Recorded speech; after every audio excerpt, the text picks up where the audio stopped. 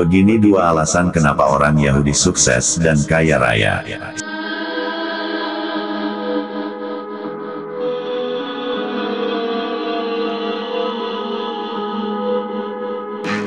Sejumlah penelitian mengungkap bangsa Yahudi memiliki catatan sejarah panjang mencetak orang-orang sukses. Pada abad ke-20, orang Yahudi di Barat tercatat sukses menjadi tokoh intelektual dan menempati kelas tertinggi ekonomi. Lalu tak sedikit dari mereka yang meraih penghargaan tertinggi ilmu pengetahuan, yakni Nobel. Dalam kurun tahun 1901 sampai tahun 1962, 16% pemenang Nobel Sains adalah orang Yahudi. Sebut saja fisikawan tersohor keturunan Yahudi Albert Einstein peraih Nobel Fisika pada 1921.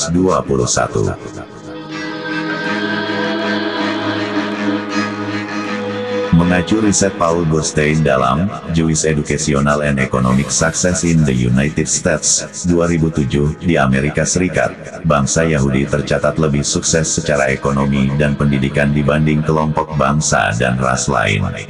Lantas, apa resep rahasia bangsa Yahudi hingga bisa menggenggam dunia hingga kini?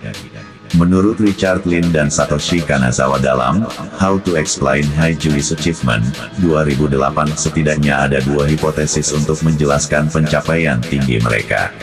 Pertama, orang Yahudi terbukti punya kecerdasan di atas rata-rata.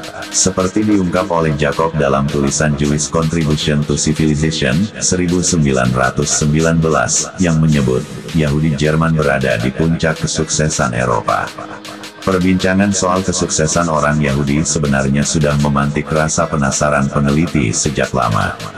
Menurut Richard Lynn dan Satoshi Kanazawa dalam How to Explain High Jewish Achievement 2008, setidaknya ada dua hipotesis untuk menjelaskan pencapaian tinggi mereka. Pertama, orang Yahudi terbukti punya kecerdasan di atas rata-rata. Soal ini, pembahasan kita tarik mundur ke ratusan tahun lalu. Keberhasilan orang Yahudi yang sukses dan punya pencapaian tinggi terjadi sudah sejak lama. Tak terhitung berapa banyak dari mereka yang berhasil menyumbangkan pikiran dan tenaga untuk perkembangan ilmu pengetahuan dan kemaslahatan manusia. Dari sini, banyak orang memandang mereka punya kecerdasan luar biasa. Sayangnya, pandangan itu diperoleh hanya dari pengamatan secara empiris dan pengukuran kualitatif. Seperti diungkap oleh Jacob dalam tulisan Jewish Contribution to Civilization 1919, yang menyebut, Yahudi Jerman berada di puncak kesuksesan Eropa. Dasar Jacob menyampaikan hal demikian disebabkan murni oleh pandangan empiris yang melihat kesuksesan orang Yahudi di Eropa ketika itu. Namun, akibat belum ada alat ukur berupa tes kecerdasan atau tes intelektual quotient (IQ), maka pernyataan tersebut belum tentu sahih. Barulah saat tes IQ mulai berkembang di pertengahan abad ke-20, hipotesis yang menyebut orang Yahudi punya kecerdasan tinggi, salah satunya pernyataan Jacob, bisa diperkuat dengan hasil tes tersebut.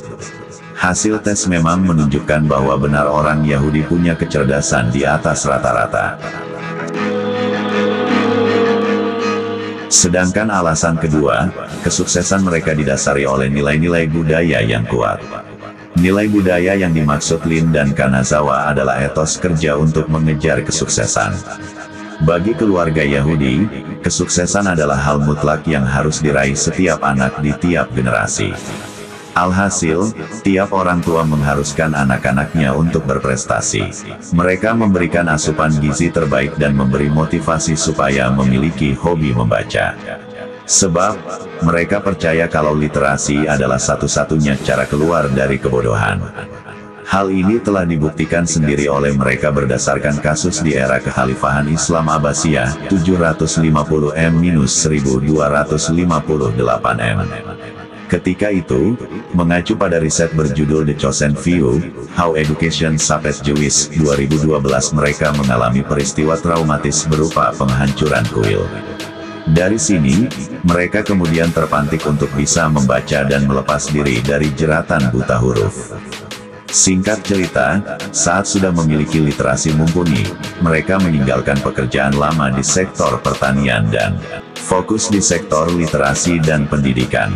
Ketika menekuni sektor baru inilah mereka percaya kalau dua hal itu terbukti membuat sejahtera dari sisi pendapatan.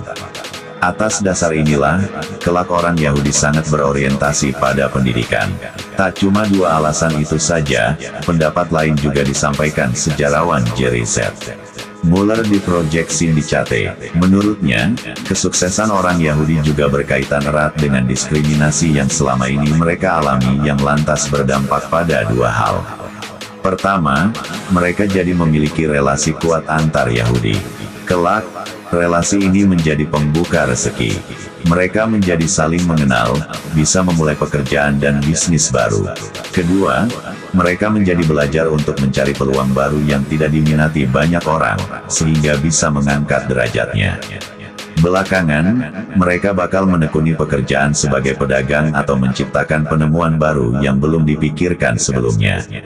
Soal kreasi penciptaan penemuan baru yang berkaitan dengan kreativitas, riset Paul Boorstin dalam Jewish Educational and Economic Success in the United States 2007 menyebutkan, hal ini bisa terjadi karena mereka skeptis terhadap ide-ide konvensional lokal yang ditumbuhkan di tempat mereka tinggal.